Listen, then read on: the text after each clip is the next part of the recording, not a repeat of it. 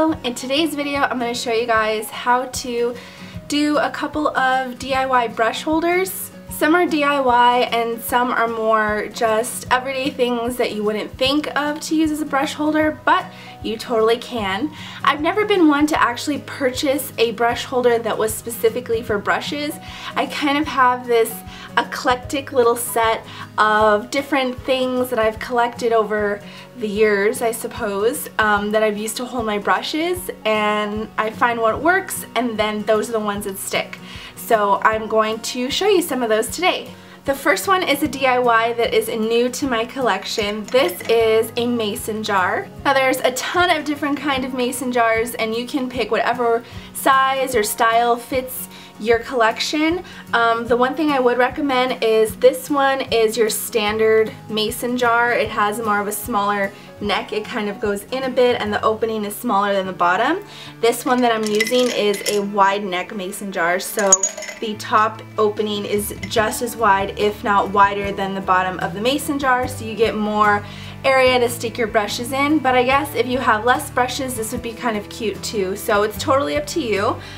I got inspired by a Pinterest board where they had decorated a mason jar using an off-white paint just to kind of give it an antique look, and I thought that was super cute and went with my collection very well. As you see, I have like kind of shabby chic-ish flowers going on and that whole eclectic business. I felt like this would fit right in.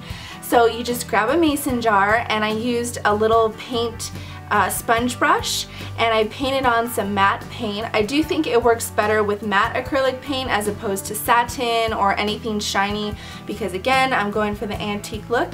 Let that dry, and then once it's all dry, I got a nail file and just rubbed around the part that is sticking out. So this thing says Kerr self-sealing wide mouth mason, and I just rubbed it around there so it could come out more, and then I put a couple of scratches here and there just to make it look more antique. So I really like the way that it came out, and I think it's super cute and unique and just is my style. This next brush holder is one that I've had in my collection probably since I started YouTube. Michael bought me an orchid flower, and it came in this cube-shaped vase or vase, and I kept it afterward and thought it was super perfect. I liked it because it was heavy and it wasn't going to slide around, and acrylic is kind of in. I feel like a lot of people use acrylic in their collection, but glass gives you the same deal, and I think it's easier to clean. It doesn't cling onto your makeup as much as my acrylic drawers do, because my acrylic drawers are, those things are nasty. So if you don't have an orchid or anything shaped like this, you can purchase one of these at Michael's. I'm not sure how much it costs. This is a 4x4 inch cube, and I bought a couple of these before in the past for decorations for Connor's birthday. I put like some lollipops in there, I think. But I went shopping today at Walmart to try to find an alternative, and I found this one, which I think is actually almost a little bit cuter. It has a rounded shape to it, and this was only $2.97, under $3, and I found this in the little floral department if you want to like put rocks in there or something. If you don't have a ton of brushes, like me when I started my collection, my makeup collection, I didn't have enough brushes to really fill this up, so they kind of flopped everywhere. I highly recommend adding something to the bottom, and the thing that I think works the best and is really inexpensive is just long grain rice.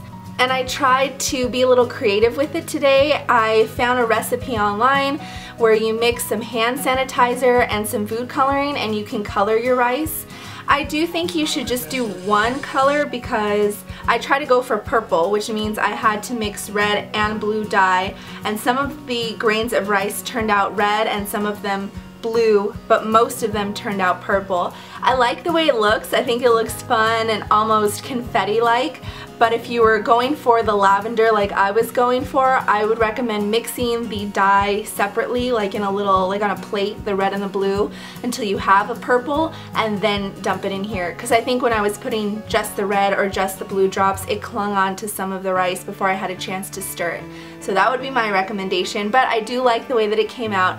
And then you can stick your brushes in there and they'll stick straight up and you can kind of see all of them. And then like I said, they won't just all be flopping over like that, because that's pretty much how they would look. Let me see if I can demonstrate. They would pretty much look like that if you didn't put rice in it.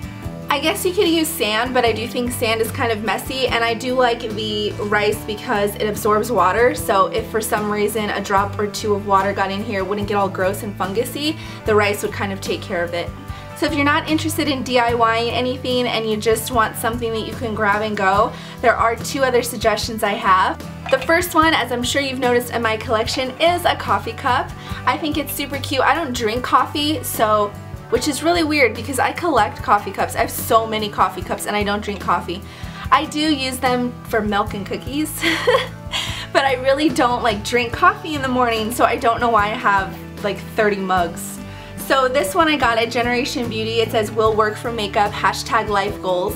This one is by Breakups to Makeup. They do have a website, but I'm not sure if they sell this particular logo or item on the website. I will link their website down below, and I know they have a lot of cute similar things. If you're interested, you can check them out. And yeah, I just stick some of my taller brushes in here and I just think it looks super cute. And last but not least is just a pencil holder.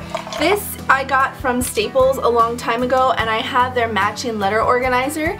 In my previous collection I have used it to organize my palettes, and I had purchased the matching pencil case and thought, perfect, put it in there and you're good to go. So whether you want to do something a little bit more creative or just pick up something simple, definitely go online because they have a bigger selection, especially around back to school season. But it's a great way to have something unique and something that pops out other than just the standard plain acrylic type brush holders on your vanity.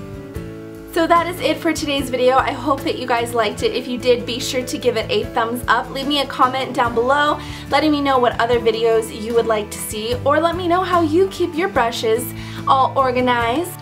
Hit the subscribe button so you don't miss any future videos from me. Be sure to check the description box for more product information and all the ways that you can connect with me on social media. As always, thank you guys so much for watching, and I will see you in my next video. Bye!